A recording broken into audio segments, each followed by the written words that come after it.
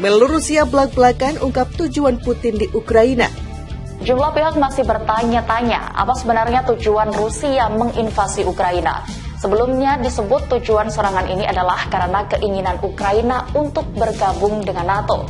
Namun Presiden Rusia Vladimir Putin akhirnya mengungkapkan tujuan utama operasi militer khusus di Ukraina ini untuk membebaskan rakyat. Настоящий прогресс, а не его видимость. Мы настаиваем на том, чтобы Киеву был послан недвусмысленный сигнал не заниматься саботажем. Иначе мы рискуем повторить судьбу Минских договоренностей, и мы на это никогда не пойдем. Ми не даємо себе ради в тому, що росіяни щось там обіцяли. Доказано і доведено дуже багатьма подіями цієї війни, подіями тих воєн, які вони там вели. До цього ми готові до будь-якого розвитку подій, тому що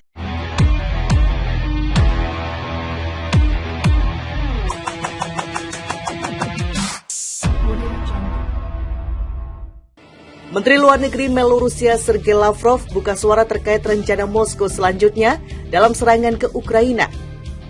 Hal ini disampaikannya sesaat setelah Presiden Rusia Vladimir Putin mengumumkan mobilisasi militer. Dalam sebuah wawancara bersama Newsweek, Lavrov melaporkan perkembangan dan rencana Rusia ke depan di Ukraina. Ia mengatakan bahwa saat ini seluruh bagian Republik Rakyat Luhansk (LPR), sebagian Republik Rakyat Donetsk (DPR), wilayah Kherson dan Zaporizhia telah dikuasai pasukan Moskow. Lavrov menyebut Rusia sedang memperbaiki kehidupan warga di wilayah itu. Kehidupan damai mulai terbentuk di wilayah-wilayah ini, terlepas dari penembakan dan sabotase. Pekerjaan perbaikan dan restorasi sedang berlangsung di fasilitas infrastruktur sipil dan di sektor perumahan. Rumah baru, sekolah, rumah sakit, lembaga budaya sedang dibangun. Paparnya dikutip Kamis 29 September 2022. Lavrov juga kembali menegaskan tujuan Rusia dalam serangannya ke Ukraina. Ia kembali menyalahkan Barat yang disebutnya telah memulai konfrontasi ini. Tujuan serangan militer ke Ukraina jelas, perlindungan penduduk Donbas, penghapusan ancaman terhadap keamanan Rusia, demilitarisasi dan denazifikasi Ukraina. Semuanya tetap relevan dan akan tercapai, tidak peduli berapa lama waktu yang dibutuhkan, tambahnya. Sebelumnya Rusia sendiri telah dilaporkan mengalami kekalahan di beberapa lini. Di Izium dan di sekitar Kharkiv, Moskow juga menarik kembali pasukannya dengan alasan regrouping. Sementara itu, Putin memerintahkan agar dilakukannya mobilisasi militer Rusia secara parsial pada Rabu kemarin. Ia akan menempatkan rakyat dan ekonomi negara itu pada masa perang di tengah masih berlanjutnya serangan Moskow ke Ukraina berlanjut.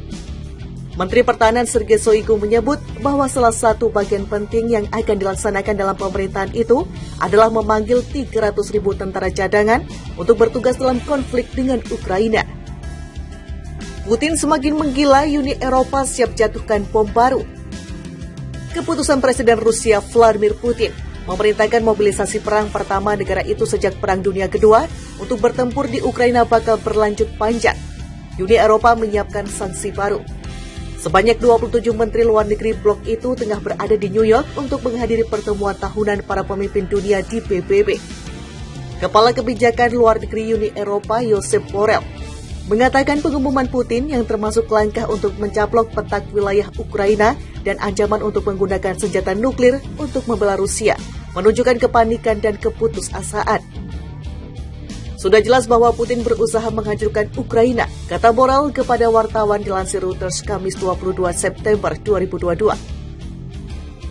Setelah diberi pengarahan oleh Menteri Luar Negeri Ukraina Dmytro Kuleba, para menteri setuju untuk menugaskan tim mereka untuk menyiapkan paket sanksi ke-8 yang akan menargetkan sektor-sektor ekonomi Rusia yang lebih relevan dan terus menargetkan orang-orang yang bertanggung jawab atas perang agresi di Ukraina, kata Borrell.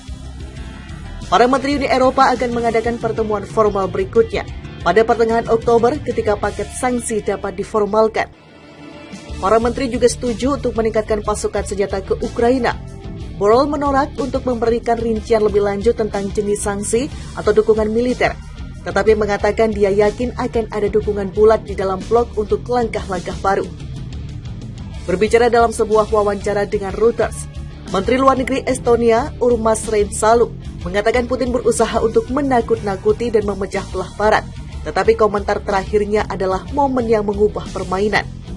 Menurutnya pertemuan para menteri harus menekankan persatuan, bergerak maju dengan cepat dengan paket sanksi baru, dan menggunakan mekanisme pendanaan fasilitas perdamaian Eropa untuk meningkatkan pasokan senjata ke Ukraina.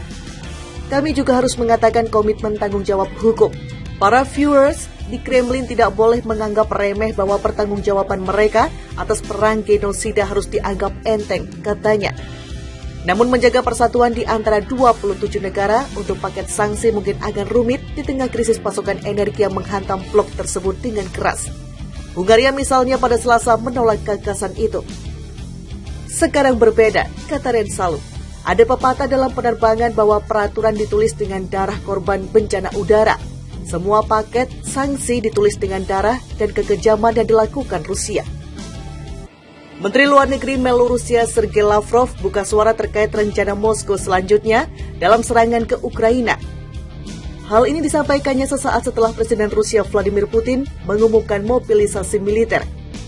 Dalam sebuah wawancara bersama Newsweek, Lavrov melaporkan perkembangan dan rencana Rusia ke depan di Ukraina.